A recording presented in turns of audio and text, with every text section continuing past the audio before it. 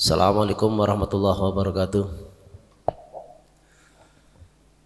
Alhamdulillahirabbil alamin wa bihi nasta'inu ala umuri dunya waddin wassalatu wassalamu ala asyrafil anbiya'i wal mursalin wa ala alihi washabihi ajmain amma ba'd.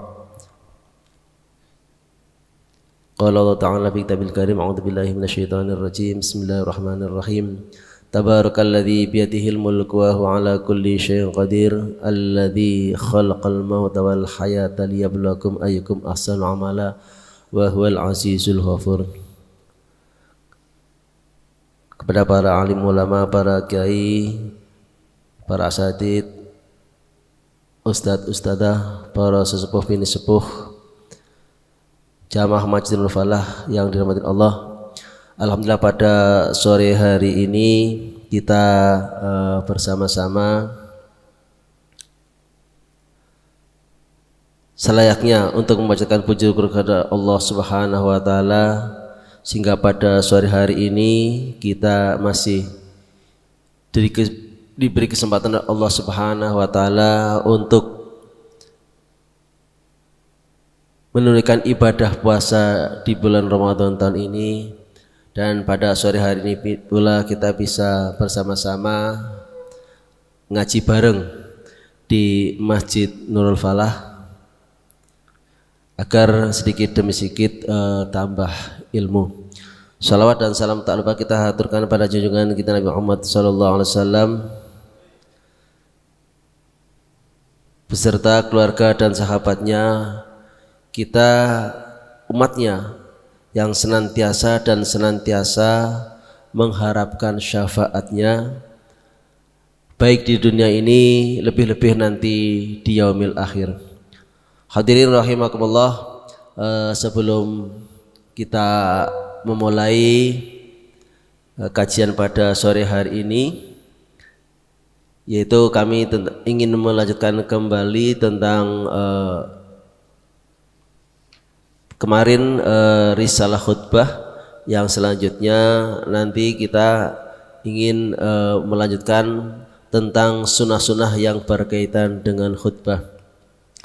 Namun demikian, baiklah kita nadhaman Asmaul Husna dulu, yang tentunya kita semuanya kalau dibaca setiap hari akan hafal. Bismillahirrahmanirrahim. Bismillahi bada'na walhamduli rabbina wassalatu wassalamu linnabi habibina. Ya Allah ya Rabbana anta maqsuduna ridhaka matlubuna dunyana wa ukhrana. Ya Rahmanu ya Rahim ya Maliku ya Kudus ya Salamu ya Mu'minu ya Muhaiminu ya Aziz.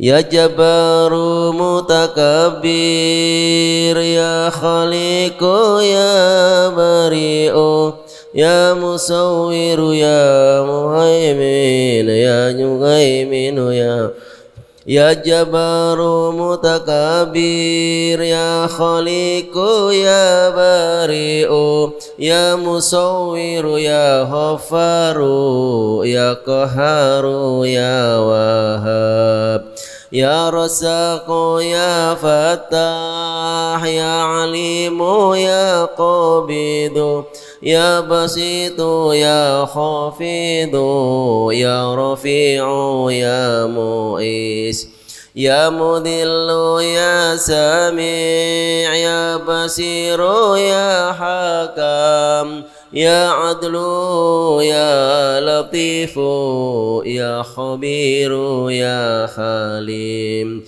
ya Adimu ya Ghafur ya Syakuru ya Aliyu ya Kabiru ya Hafidu ya Muqitu ya Hasib يا جليل يا كريم يا رقيب يا مجيب يا وسيع يا حكيم يا ودود يا مجيد يا بعيد يا شاهد يا حق يا وكيل يا قوي يا متين يا ولي يا حميد يا محصي يا مبدي يا معيد يا محيي يا مميت يا حي يا قيوم يا واجد يا مجيد يا واحد يا أحد يا صمد يا قدير يا مقتدر يا مقدم يا مؤخر يا أول يا آخر يا ظهير يا باطن يا ولي متعالي يا بر يا تواب يا منتقم يا عفو يا رؤوف يا مالك مالك الملك ذا الجلال والإكرام يا مقسط يا جميع يا غني يا مغني يا منيع يا ضر يا نافع يا نور يا هدي يا بديع يا بقي يا وارث يا رشيد يا صبور عز جل ذكره بأسمائك الحسنى اغفر لنا ذنوبنا ولوالدينا وذرياتنا كافر عن سيئاتنا واستر على عيوبنا واجبر على نقصاننا وارفع درجاتنا وزدنا علما نافعا ورزقا واسعا حلالا طيبا وعملا صالحا ونور قلوبنا ويسر أمورنا وصحي أجسادنا دائم حياتنا إلى الخير قربنا عن الشر بعدنا والقربى رجاؤنا آخرا نلنا المنى بلغ مقاصدنا وقض حوائجنا والحمد لإلهنا الذي هدانا صل وسلم على طه خليل الرحمن وآله وصحبه إلى آخir zaman. Baiklah, ini nadhaman Asmaul Husna ya. Jadi kalau Bapak dan Ibu sedang santai ya, daripada kesana kemari tidak ada yang dibaca, mungkin baca Quran juga mungkin sudah banyak yang dibaca Quran. Kemudian ibadah-ibadah yang lain ya, atau mungkin sambil masak Bapak atau Ibu ya, Ibu ini bisa sambil nadhaman Asmaul Husna atau membaca sholawat yang lain. Baiklah Bapak dan Ibu, terutama ini bapak-bapak yang harus tahu tentang kemarin saya telah membahas tentang risalah khutbah ya. Kita review saja bahwa di dalam khutbah itu yang pertama ada 6 rukun ya, mengucapkan puji-pujian kepada Allah Subhanahu wa taala, kemudian membaca sholawat kepada baginda Rasul Muhammad sallallahu alaihi wasallam, kemudian mengucapkan syahadat, kemudian berwasiat atau bernasihat takwa atau memperingatkan kepada manusia untuk menjalankan perintah-perintah Allah Subhanahu wa taala dan menjauhi larangannya. Kemudian membaca salah satu ayat Al-Quran di salah satu dari kedua khutbah. Kemudian yang terakhir berdoa untuk orang-orang beriman baik laki-laki maupun perempuan. Kemudian disyaratkan bahwa doanya harus berisi permohonan yang berkaitan dengan kehidupan di akhirat kelak, seperti pengampunan dan dosa semisalnya. Kemudian syarat sahnya khutbah, yang pertama khatib harus orang laki-laki ya. Kenapa harus orang laki-laki? Itu karena dikhawatirkan kalau seorang perempuan bisa terjadi lagi semangat-semangatnya khutbah datang menstruasi. Nah, ini juga akan berakibat fatal. Makanya di sini syarat sahnya khutbah itu harus seorang laki-laki. Jadi seorang perempuan tidak boleh khutbah ya. Yang pernah terjadi di Pondok Pesantren Az-Zaitun ya, itu seorang perempuan khutbah. Kemudian yang kedua, khatib harus suci dari hadas kecil dan hadas besar. Ini jelas ya, tidak boleh seorang khatib yang berada di mimbar dalam kondisi berhadas ya, baik itu hadas besar apalagi hadas kecil nih, baik hadas kecil apalagi hadas besar gitu. Kemudian khatib harus suci dari najis baik pakaian, badan mau tempatnya. Jadi kalau di mimbar di sini misalnya ada kotoran kucing, ya ini harus dibersihkan, tidak boleh bahwa di mimbar tempat khatib sedang berdiri itu tidak suci.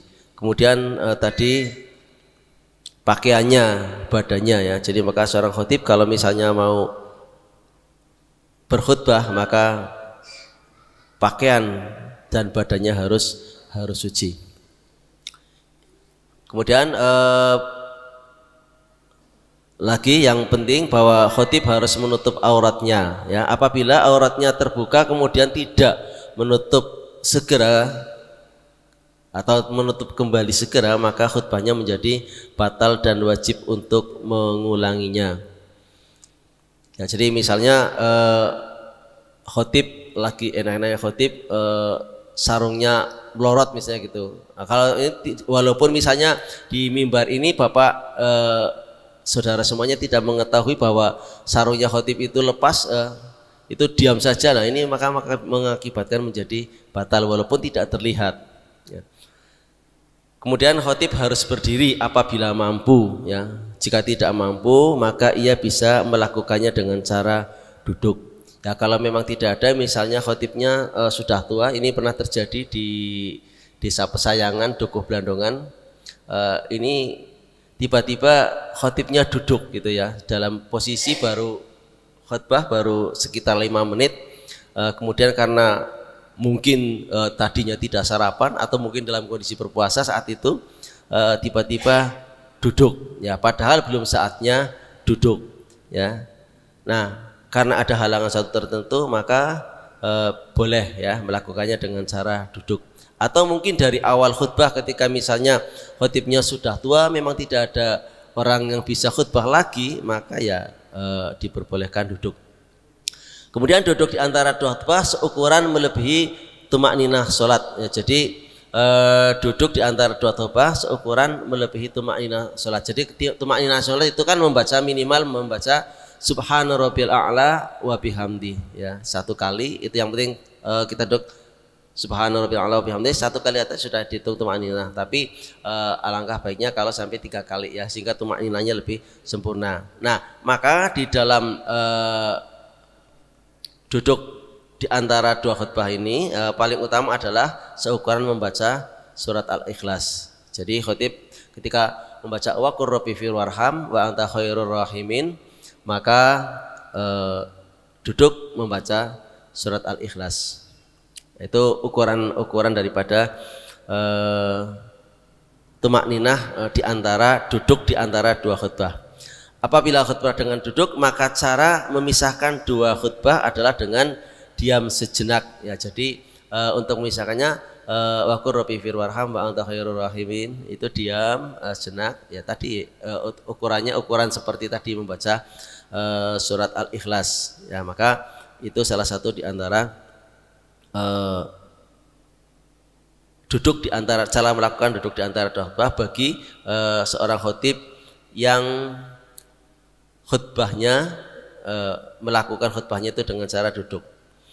Kemudian dilaksanakan berurutan, baik antara khutbah pertama dengan khutbah kedua maupun antara khutbah dengan sholat ya. Jadi tidak boleh dibolak-balik ya.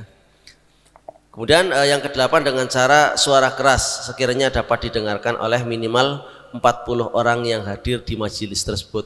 Jadi ketika Rasulullah SAW melakukan khutbah itu tidak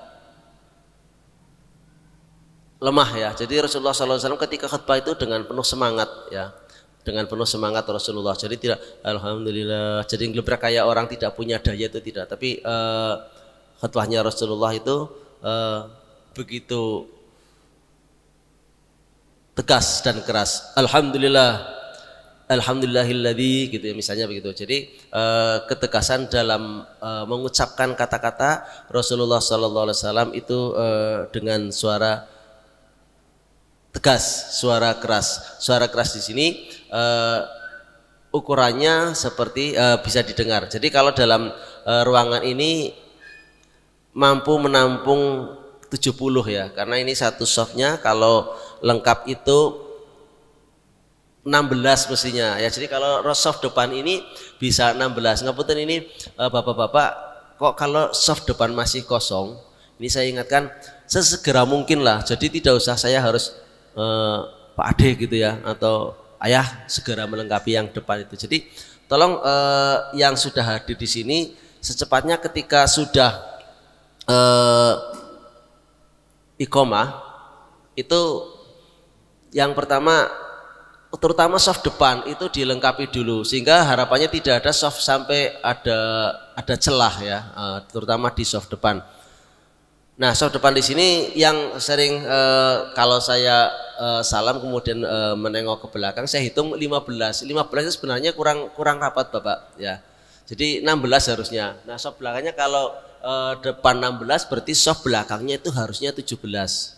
Nah, yang saya sayangkan lagi ini kadang-kadang dalam penyusunan soft ya. Soft kedua biasanya begini, ada yang di tengah terus ada yang di samping. Ya tolong, jadi kalau mau menyusun soft kedua luruskan dengan imam. Jadi nanti yang datang berikutnya itu tinggal sek gitu ya. Jadi jangan sampai celok-celokan ada yang di sebelah kanan, di sebelah kiri gitu kan, sehingga tatanan softnya kadang kanan kiri ada soft yang renggang, yang sulit dimasuki orang tanggung gitu ya. Mau dimasuki anak kecil juga ya, kalau anak kecilnya sudah balik atau anaknya sudah sunat nggak masalah. Tapi kalau yang jadi masalah kalau anak itu belum sunat kan membawa najis ini ya, ini yang repotkan begitu gitu ya. Jadi tolonglah, jadi mohon kita beribadah ya agar sempurna. Jadi soft yang di belakangnya yang ini. Kemudian ketika sholat Jumat jangan selalu udah datangnya awal tapi ngambilnya di belakang gitu ya. Ini kadang-kadang kan mengganggu orang yang datang berikutnya. Maka tolong susunlah soft ketika sudah datang ya. Kenapa sih harus takut ya di soft depan? Toh tidak mau disuruh ngimami gitu kan.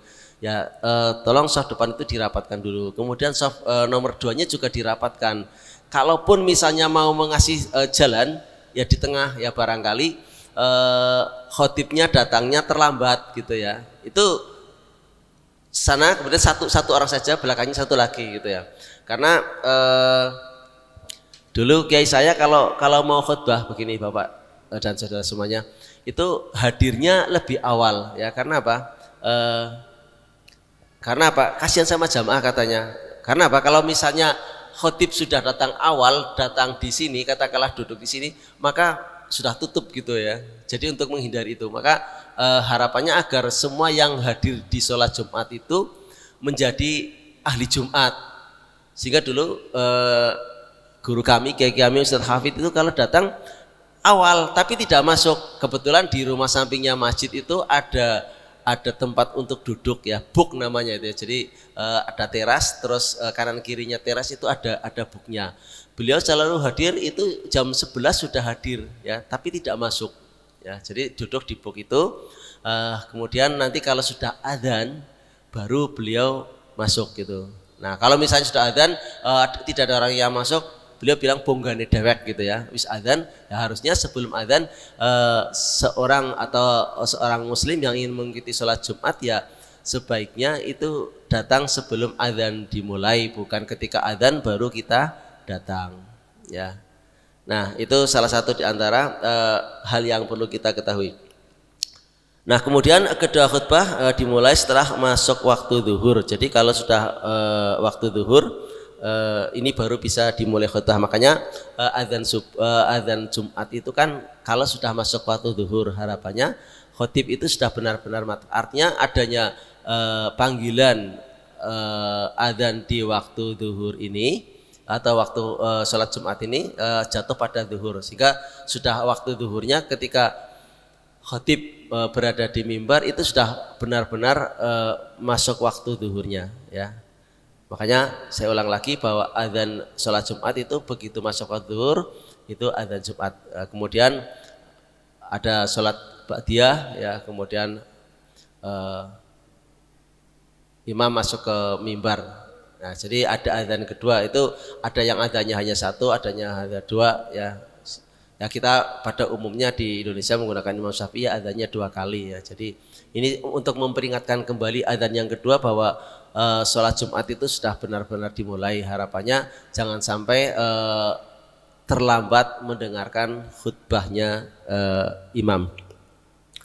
Kemudian hal yang penting bahwa mayoritas ulama itu termasuk mazhab Imam Syafi'i berpendapat bahwa semua rukun-rukun khutbah Jumat harus disampaikan dengan menggunakan bahasa Arab ya. Jadi kalau Imam Syafi'i dari tadi 6, dari alhamdulillah, kemudian syahadat, kemudian sholawat ya, kemudian membaca salah satu ayat Al-Quran, kemudian pesan takwa, itu semuanya diucapkan dalam bahasa Arab ya. Karena di masa baginda Rasulullah Muhammad SAW dan para sahabat radhiyallahu anhum khutbah selalu berbahasa Arab. Hanya saja karena di antara maksud khutbah ialah memberikan pelajaran dan nasihat, dan juga di sisi lain semua orang yang hadir diperintahkan untuk tenang guna mendengarkan dan memperhatikan isi khutbah, maka materi khutbahnya dengan menggunakan bahasa manapun yang umum dipakai oleh para pendengar saat itu.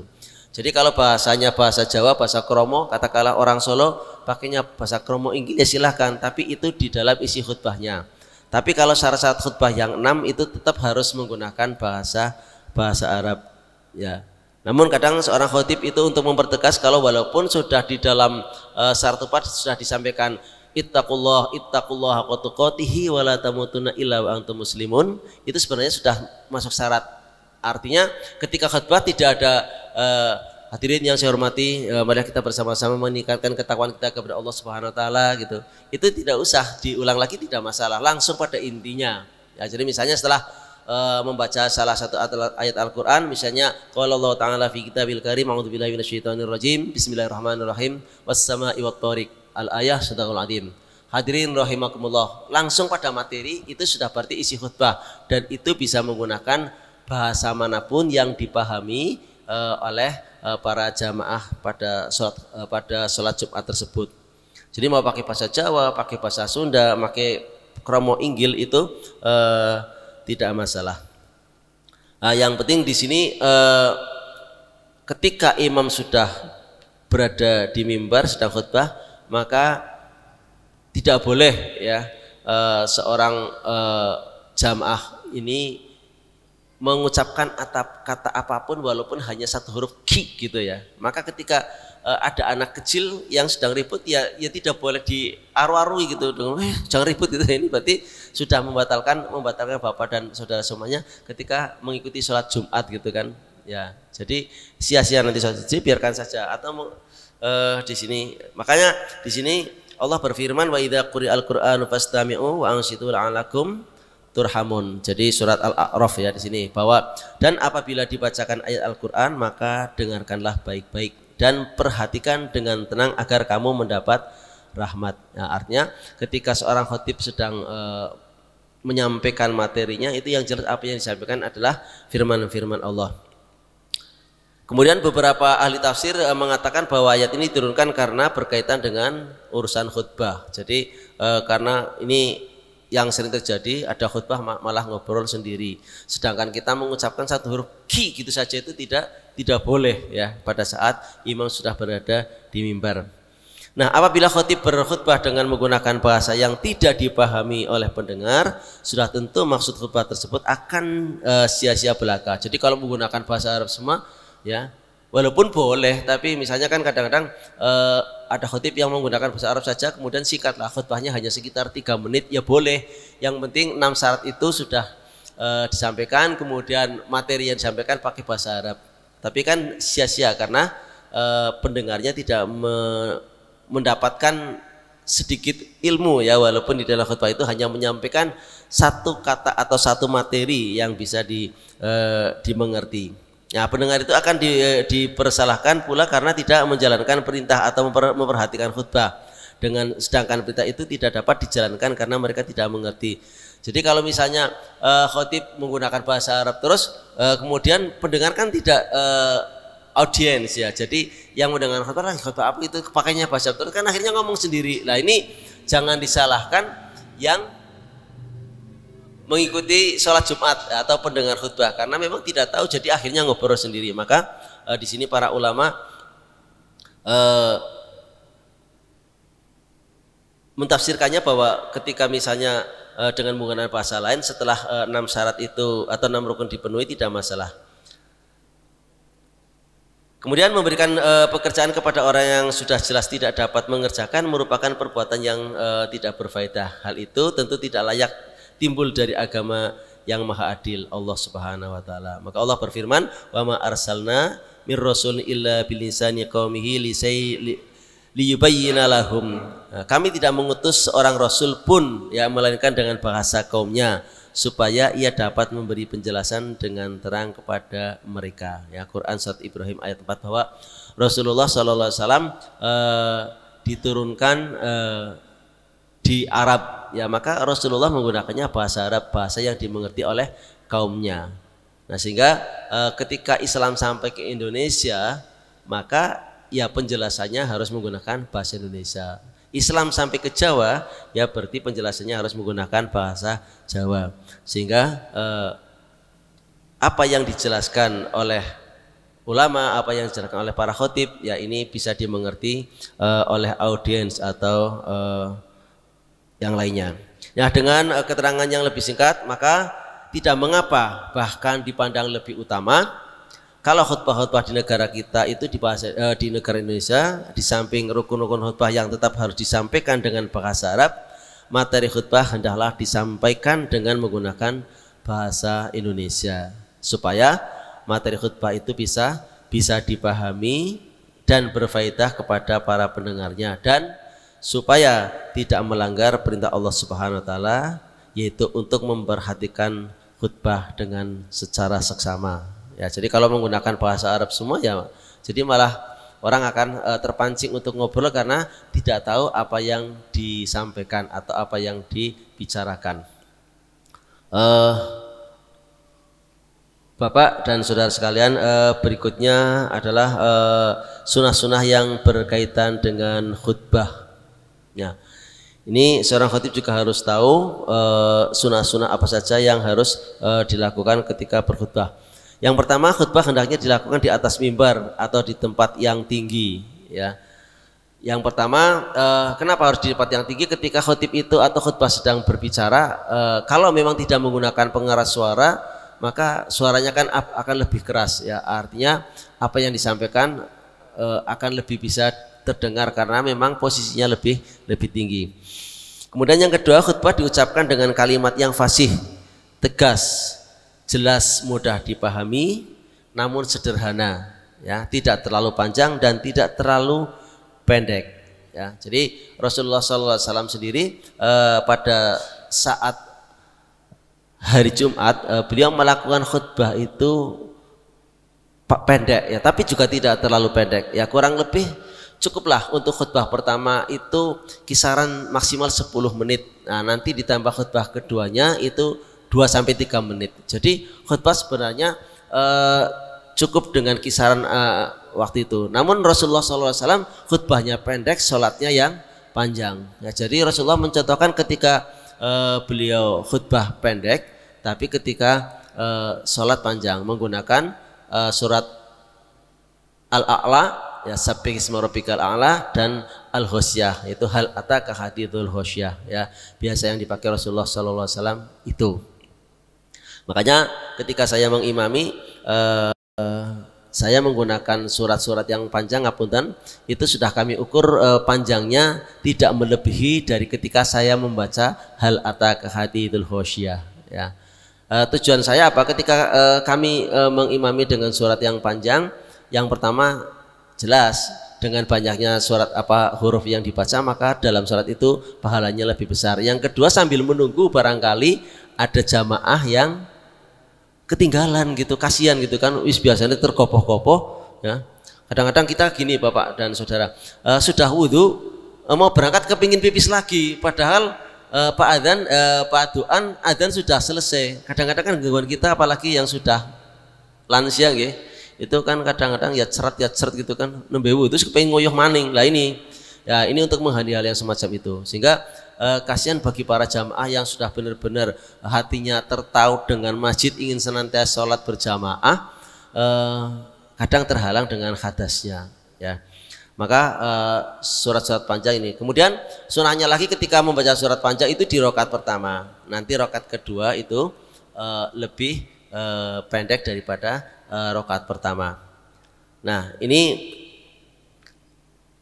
antara lain. Jadi khutbah itu diucapkan dengan yang kalimat yang fasih. Jadi jangan gremeng ngomong, tapi orang lagi ngomong apa ya, gereng-gereng. Jadi suaranya tidak jelas ya.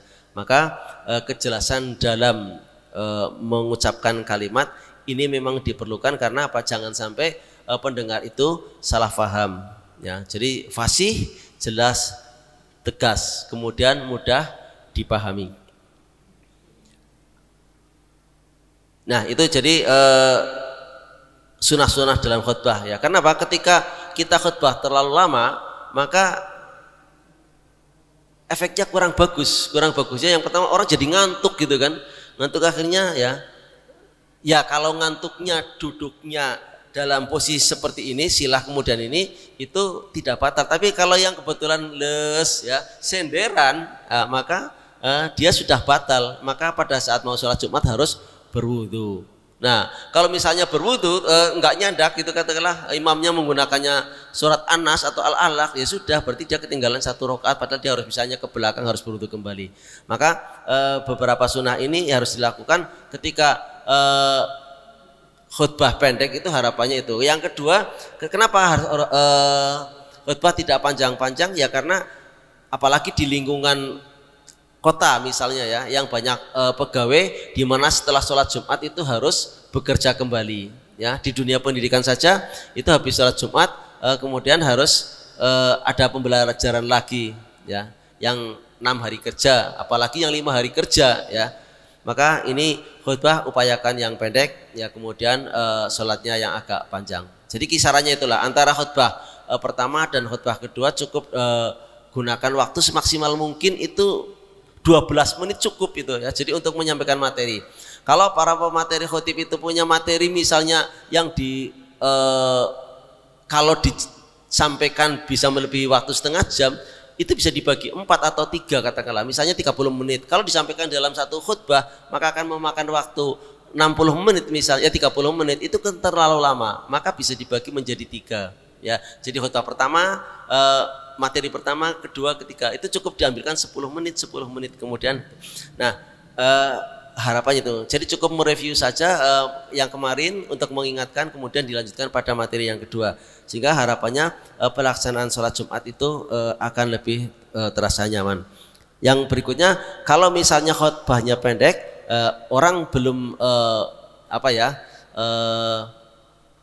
belum kedapatan ngantuk dulu, maka sholatnya juga tidak dalam posisi ngantuk gitu ya. Sehingga ketika imam membacakan surat agak panjang seperti Al-A'la kemudian Al-Ghasyiyah, maka sholatnya juga tidak dibarengi dengan rasa ngantuk. Tapi kalau misalnya khutbahnya terlalu panjang, maka sedang ngantuk dulu ya, sholat pun akan glir gitu kan, sholat sambil terasa ngantuk begitu. Kemudian yang keempat, pendengar hendaklah diam serta memperhatikan khutbah ya. Banyak ulama mengatakan bahwa haram bercakap-cakap ketika khotib sedang menyampaikan khutbahnya ya. Jadi banyak para ulama itu yang menyatakan sampai haram hukumnya ketika ini ya. Tadi apa yang saya katakan hanya mengucapkan ki gitu saja, maka ya, gugur ya mengikuti dalam sholat Jumat. Jadi hanya mendapatkan sholat Jumat, tapi hikmah daripada sholat Jumat itu tidak didapatkan. Kemudian khotib hendaklah memberikan salam ya, kemudian duduk di atas mimbar. Setelah ia duduk, Bilal mengumandangkan azan. Selesai Bilal mengumandangkan azan, khotib segera memulai khutbahnya. Jadi ketika salam, kalau yang khutbahnya dua, berarti salam duduk sebentar, memberikan Bilal khutbah, Bilal azan, kemudian setelah selesai khotib segera memulai khutbahnya. Kemudian yang keenam, ketika khutbah sedang berlangsung ya, khotib hendaknya memegang tongkat atau semisalnya dengan tangan kiri dan tangan kanan berpegangan pada salah satu sisi mimbar. Jadi memang sunahnya ya, kiri pegang, satu tangannya pegang begini ya. Jadi agar tidak banyak gerakan sebenarnya itu. Nah, tapi kadang-kadang saya sendiri pegang tongkat pertama saja kemudian diletakkan. Tapi intinya sebenarnya sunnahnya itu tongkat itu dipegang terus ya, karena di situ kalau kita bicara di depan ya setidaknya menampilkan wibawa kita berbicara gitu kan, sehingga orang lain itu ya, Rasulullah kalau khutbah itu berapi-api tegas sekali ya. Jadi sehingga tidak ada orang yang ngantuk gitu. Yang ketujuh, khotib hendaklah tetap menghadap orang banyak, jangan berputar-putar menoleh ke kanan ke kiri ya. Jadi ke sana kemari gitu ya. Ya menatap ke depan itu ya. Jadi yang ditatap itu adalah ke depan. Ataupun terlalu banyak gerakan ya. Apalagi sampai misalnya kayak gini gitu ya, kayak orang kampanye gitu ya. Ini tidak disunahkan itu ya. Ya misalnya dengan mengacung-acungkan tangannya ya, karena yang demikian itu tidak disyariatkan, bahkan dimakruhkan. Jadi kalau khotib sampai begini-begini kayak orang sedang kampanye, maka ini sampai dihukumi dimakruhkan. Kemudian membaca surat Al-Ikhlas waktu duduk di antara dua khutbah. Jadi ketika waqur rabbi fir warham wa anta khairur rahimin, kemudian duduk itu seorang khotib disunahkan membaca surat Al-Ikhlas. Kemudian selepas khutbah kedua berakhir, khotib menutup khutbahnya dengan mengucapkan astaghfirullah li wa lakum ya. Jadi di sini mohon ampun kepada Allah, barangkali dalam penyampaian apa yang disampaikan itu ada yang keliru, ada yang kurang, maka istighfar itu perlu disampaikan. Kemudian sunah-sunah yang berkaitan dengan Jumat ya. Kalau tadi sunah yang berkaitan dengan khutbah, nah sekarang sunah-sunah yang berkaitan dengan khutbah. Sunah-sunah yang berkaitan dengan khutbah, bahwa yang pertama ketika bapak dan saudara-saudara semuanya mau sholat Jumat, itu disunatkan mandi pada hari Jumat ya, bagi orang yang akan pergi ke masjid untuk sholat Jumat. Jadi bacaannya nawaitul husla li sunatil Jumat ya. Kalau tidak bisa ya jadi kayak orang mandi junub lah gitu ya. Jadi saya berniat mandi untuk salat Jumat ya. Itu disunahkan ya, sebaiknya kalau mau bepergian. Jadi kalau mau misalnya berangkat lebih awal ya, misalnya jam 11 ya, tengah 11 sudah harus mandi ya, bisa sholat duha, bisa sholat tahiyatul masjid gitu kan. Ini apalagi ini di bulan puasa. Kemudian berhias dengan memakai pakaian yang sebaik-baiknya ya. Jangan kita melaksanakan sholat Jumat cukup dengan kaos oblong, apalagi ada tulisannya ya, Tulisannya ya kalau tulisannya baik mending ya, tulisannya membuat orang yang di belakang menjadi tercengang gitu ya. Nah ini kemudian lebih utama lagi dengan menggunakan pakaian yang berwarna putih ya, kemudian memakai sorban itu disunahkan.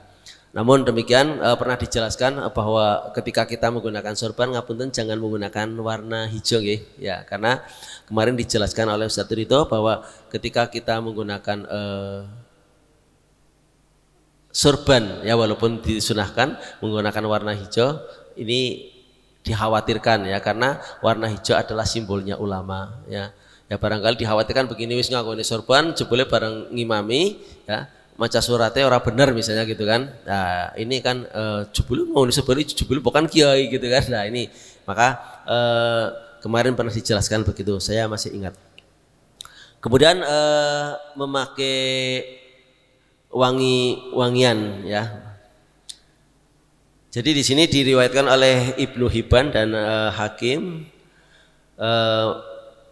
bahwa barang siapa mandi pada hari Jumat memakai pakaian yang sebaik-baiknya, memakai wangi-wangian kalau ada, kemudian dia pergi mendatangi Jumat dan di sana dia tidak melangkai duduk manusia, kemudian dia sholat sunnah serta diam ketika imam keluar sampai selesainya sholatnya, maka yang demikian itu akan menghapuskan dosanya antara Jumat itu dan Jumat yang sebelumnya. Ini hadis riwayat Ibnu Hibban ya.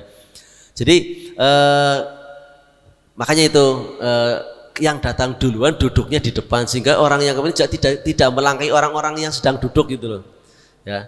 Ya bagaimana tidak terlangkai, misalnya saya pengurus masjid misalnya ya saya sendiri juga kadang-kadang ya bukan kadang sering terlambat karena memang ya karena pekerjaan, kadang-kadang mendingan duduk di sana, tapi yang mau membacakan pengumuman atau membacakan laporan itu siapa, kadang-kadang ya tidak ada sehingga saya harus melangkai beberapa orang ya. Makanya kalau misalnya di masjid ini ya tolong diberi satu yang pertama tadi untuk imam yang mau khutbah, kemudian untuk pengurus ya sebaiknya kalau pengurus ya datangnya lebih awal sih ya, jadi sehingga tadi tidak melangkai, karena di sini hadis Rasulullah man ihtasala yaumal jumati wala bisa min ahsani bihi wa massa min tibin in kana inda thumma indahu thumma atal jumata falam ya khaffa a'na qannas thumma shalla ma kataballahu lahu thumma ansata idza kharaja imamah hatta yafrahu min salati kanat kafaratan liman bainaha wa baina jum'atil lati qablaha. Jadi tadi barang siapa yang mandi pada hari Jumat ya kemudian memakai pakaian yang sebaik-baiknya, memakai wangi-wangian kalau ada, kemudian dia pergi mendatangi Jumat dan di sana dia tidak melangkai duduk manusia, artinya tidak jelang-jelang sudah ada yang duduk ya. Kemudian dia sholat sunnah serta diam ketika imam khutbah sampai imam keluar sampai selesai sholatnya, maka yang demikian itu akan menghapuskan dosanya antara Jumat hari ini misalnya sampai pada dan Jumat yang sebelumnya. Kemudian yang berikutnya memotong kuku, menggunting kumis, menyisir rambut ya. Jadi maksudnya menyisir rambut ini memotong rambut ya. Jadi Rasulullah SAW itu dalam hadis riwayat Baihaqi dan Tabrani, anna Rasulullah sallallahu alaihi wasallam kana yukallimu adfarahu wa yaqussu syarabahu yaumal jum'ati qabla ay yakhruja ila shalah. Bahwa Rasulullah sallallahu alaihi wasallam itu memotong kuku, menggunting kumis pada hari Jumat sebelum beliau pergi untuk sholat. Jadi sebaiknya kalau mau menggunting kuku ya kalau tidak hari Kamis sore ya Jumat pagi ketika misalnya ini. Walaupun kuku itu belum panjang ya, sudah mulai tumbuh-tumbuh tipis ya sebaiknya dipotong, sehingga apa? Karena memang ini harus selalu dibersihkan. Ketika kita wudhu tidak repot-repot itu kuku itu harus dibersihkan, karena ketika ada sela-sela kotoran yang menghalangi daripada masuknya air ya, karena ada kuku maka ada sebagian air yang tidak masuk ketika kita berwudu. Nah, maka ini akan mengakibatkan wudhu kita itu tidak sempurna, bahkan sampai dalam kategori tidak sah. Makanya kuku atau di sini jari-jari kita selalu bersih dari kuku, jadi tidak ada kuku yang tumbuh. Ya, dalam 1 minggu itu pasti akan tumbuh. Ya, tumbuh itu belum terlalu panjang, segera dipotong. Ya, karena apa? Agar tidak sampai kemasukan sela-sela kotoran. Ya, kalau kotoran itu hanya berupa debu, ya tidak najis. Yang repot itu ketika najis, apalagi ketika kita cebok ya, karena ada kukunya masih ada sisa kotoran yang di dalam antara kuku dan aras ya. Kalau di sini kan aras ya, orang bilang aras ya. Jadi kuku yang nempel di ini, maka di situ nanti akan mengakibatkan wudhu kita bisa menjadi tidak sah karena masih ada najis yang ada di dalamnya antara kuku dan bukan aras, bukan ya, bukan aras, tapi apa ya, orang mengatakan aras ya, apa ini ya Pak? Ya ini, jadi antara tumbuhnya kuku dan kuku itu. Kemudian pagi-pagi atau bersegera pergi ke masjid dengan berjalan kaki. Jadi ketika berangkat ke masjid itu dengan berjalan kaki. Kemudian membaca Al-Quran dan zikir sebelum khutbah. Ya, kenapa lebih awal? Agar ya tadi kita bisa membaca zikir dan baca Quran. Ya, baca Quran, kemudian kita zikir, banyak istighfar. Dan yang ketujuh ini membaca surat Al-Kahfi pada malam Jumat atau siangnya. Ya, jadi Rasulullah SAW bersabda, "Man qara'a suratul Kahfi fi yaumil jum'ati adha'alahu minan nuri ma bainal jum'atain." Jadi barang siapa membaca surat Al-Kahfi pada hari Jumat, barang siapa membaca surat Al-Kahfi pada hari Jumat, cahaya antara Jumat akan menyinarinya. Ya, sampai Jumat berikutnya. Ya, jadi hadis riwayat Hakim. Ya, beliau telah mensahihkannya. Jadi di samping kita membaca suratul Yasin setiap malam Jumat, ya nanti kalau pulang itu membaca surat Al-Kahfi. Ya, itu kalau dibaca ya kurang lebih, kalau yang sudah lancar itu sekitar 13 sampai 14 menit ya. Kalau yang masih ini ya hampir setengah jam itu ya. Kalau yang bacanya pelan gitu, tapi dibaca tartil saja, dalam tartil agak cepat gitu ya, itu sekitar 13 sampai 14 menit ya. Ini surat Al-Kahfi. Dan ada hadis yang lain yang menyampaikan bahwa ketika kita pada malam Jumat membaca surat Al-Kahfi itu dosanya diampuni dari Jumat ini sebelumnya sampai Jumat yang akan datang gitu ya. Kemudian yang ke-8 memperbanyak doa dan salawat untuk baginda Muhammad SAW, ya, yaitu waktu malam atau siang di malam Jumat ya. Di mana hadis riwayat Imam Baihaqi, "Aktsiru alayya minas salati lailatil jum'ati wa yaumal jum'ati faman shalla alayya salatan sallallahu alaihi wasallam biha asyra." Hendaklah kamu memperbanyak membaca salawat kepadaku pada malam dan hari Jumat. Maka barang siapa yang membacakan 1 salawat atasku, Allah akan memberinya 10 barokah ya, 10 berkah. Jadi ketika kita membaca salat Allahumma shalli ala Muhammad, Allah membalas 10 kali, bahkan memberikannya berkah juga 10 kali lipat. Ya, jadi kalau Bapak dan semuanya kalau mau berangkat ke masjid ya daripada tidak ada yang ini atau diam gitu kan, ya tinggal baca sholawat Jibril kan Bang, sallallahu alaihi Muhammad, sallallahu alaihi Muhammad, sallallahu alaihi Muhammad gitu kan, ya sambil umis-umis gitu kan, nggak begitu kentara mengucapkannya di bibir, tapi cukup sallallahu alaihi Muhammad itu lumayan ya. Jadi kalau berangkat dari rumah, kalau saya saja berangkat itu sudah 100 lebih membaca sholawat Jibril ya, atau membaca Allahumma sholli ala sayyidina Muhammad ini nabil ummi wa ala alihi washabihi wasallam, Allahumma sholli ala sayyidina Muhammad ini nabil ummi wa ala alihi washabihi wasallam, kan kepenak ya. Atau istighfar, astagfirullah kan begitu ya. Kalau kita ingin dicintai oleh Rasul, maka kita harus mencintai Rasul dengan banyak menyebut namanya. Kemudian yang berikutnya salat sunnah tahiyatul masjid ya. Kemudian di malam Jumat juga, bahwa di malam Jumat itu kita bisa sholat tasbih, walaupun tidak bisa setiap malam, tapi setidaknya pada malam Jumat kita melaksanakan sholat tasbih ya. Ini kalau dilaksanakan paling sekitar 10 menit lah ya, dengan surat yang pendek. Kemudian yang ke-10 adalah ziarah kubur, terutama kubur kepada kedua orang tua. Jadi ketika kita berziarah ke alam kubur, ya, ke kuburan orang tua, itu jangan dianggap bahwa para ahli kubur tidak tahu, ya, tahu siapa saja yang berziarah ke alam kubur gitu ya. Maka ziarah kita ke alam kubur yang pertama adalah mendoakan kepada kedua orang tua kita, kemudian kita juga mengingatkan bahwa diri kita bahwa mau tidak mau, suka atau tidak suka, kita akan menyusul, ya, kita akan dikasih dua patok, ya, yang namanya nisan, ya, atau orang Jawa mengatakan tenger, ya. Ya, kita ditengeri, makanya kita jangan sampai diberi nisan ketika masih hidup, ya, ditengeri dan ya, oh, kayak gitu ya, kayak gitulah. Ini jangan sampai kita mendapatkan tetenger atau batu nisan ketika masih hidup.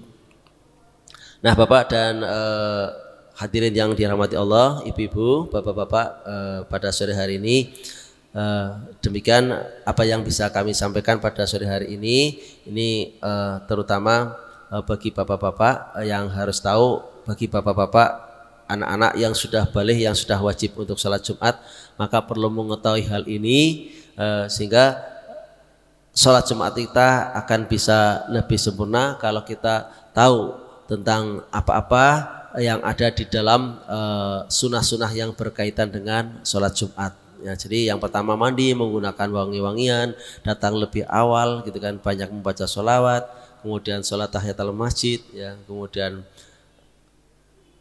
memperbanyak doa dan sholawat, ya. Nah, kiranya itu saja Bapak dan Ibu sekalian yang saya hormati. Masih ada waktu 5 menit lagi. Monggo barangkali ada yang hendak bertanya. Kalau saya mampu jawab sekarang ya saya jawab, kalau tidak ya akan saya tanyakan pada ahlinya. Monggo Pak. Waalaikumsalam.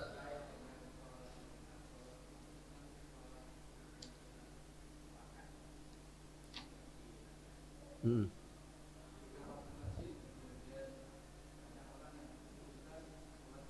Hmm.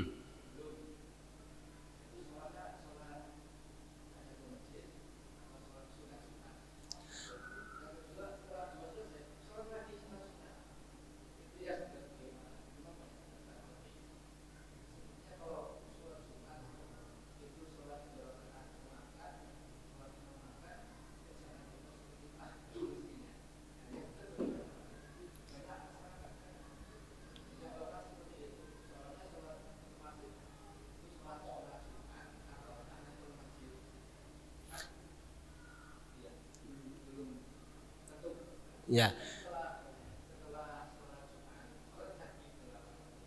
Oh ya. Ya. Ya, ini untuk sholat Jumat. Kalau misalnya Bapak pertama masuk sholat Jumat walaupun dalam kondisi tidak hari Jumat, kan kita disunahkan tahiyatul masjid ya Pak ya. Ya, jadi itu sholatnya sholat tahiyatul masjid. Nah, tapi ketika kita mau melaksanakan sholat sunat Jumat ya, yang rawatib itu berarti itu setelah masuk waktu zuhur Pak. Ya, setelah masuk waktu zuhur, karena itu kan setelah adzan ya, setelah adzan pertama itu kan orang pada melakukan sholat, itu artinya sholat rawatibnya itu Pak. Jadi sholat rawatib karena itu di Jumat ya usul sunatul Jumati rakaat ini gitu.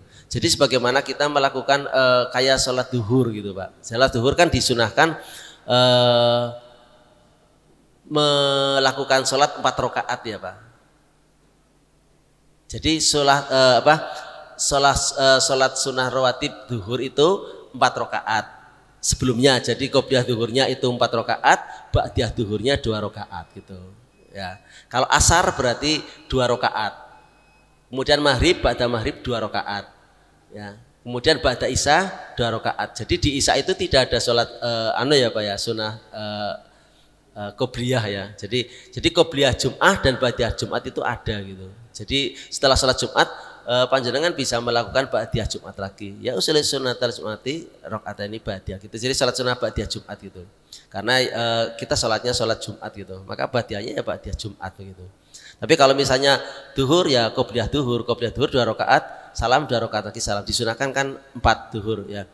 Zuhur 4 sebelum, 2 sesudah, asar 2 sebelum, maghrib 2 sesudah, isya 2 sesudah. Ini yang muakkad. Kemudian subuh 2 sebelumnya. Ya. Jadi itu sunah-sunah yang kan ada 2 sunah sunah dalam ab'ad dan hayat ya Pak. Jadi sholat sunnah itu kan ada 2 sunnah, sunnah ab'ad dan sunnah hayat. Jadi seperti sholat isya itu berarti yang ab'ad itu 2. Jadi setelah sholat isya kita melakukan sholat 2 rakaat itu berarti sunnah ab'ad. Tapi kalau misalnya mau melakukan sunnah lagi boleh Pak, itu sunnah hayat itu. Tapi yang dimuakatkan itu hanya tadi 4 rakaat sebelum duhur, 2 rakaat setelah duhur, 2 rakaat sebelum asar, 2 rakaat setelah maghrib, 2 rakaat setelah isya, dan 2 rakaat sebelum subuh. Ya, itu yang muakkad gitu ya. Ya, waktunya kayaknya sudah cukup ya Mas ya. Ya, waktunya sudah habis. Asyhadu an la ilaha illallah astaghfirullah nas'alukal jannata wa na'udzubika minan nar. Allahumma innaka 'afuwun tuhibbul afwa fa'fu anna ya karim. Assalamualaikum warahmatullahi wabarakatuh.